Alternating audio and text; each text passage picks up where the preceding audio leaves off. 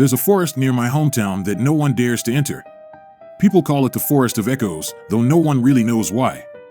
I was always warned to stay away from it as a child, and I did, until last week. It all began when my friend Olivia went missing. She'd gone for a walk near the edge of the woods and never came back. Search parties combed the area for days but found nothing. The only trace was her phone, lying on the path near the tree line, its screen cracked and smudged with dirt. Against every instinct I had, I decided to look for her myself. The police had called off the search, and I couldn't stand the thought of her being out there alone. The moment I stepped into the forest, the trees stood abnormally still, their branches twisted like grasping fingers.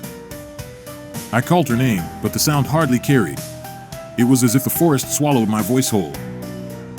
Then I heard it, faint but unmistakable. "Help!" It was Olivia's voice, distant but clear. I ran toward the sound, calling her name. The voice came again, closer this time. "Help me!" I pushed through the underbrush, following the sound until I stumbled into a small clearing. That's when I saw her.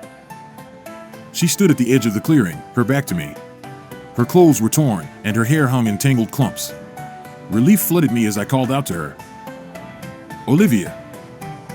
She didn't move. I stepped closer, my breath catching in my throat. "Olivia, it's me. Are you okay?" Slowly, she turned around. It wasn't her. The thing wearing Olivia's face smiled at me, but the smile was too wide, too sharp. Its eyes were hollow, dark voids that seemed to pull me in. "Why did you come here?" it asked, its voice a perfect mimicry of Olivia's. I stumbled back, my legs trembling. "Where is she? What have you done to her?" The thing tilted its head, its smile widening.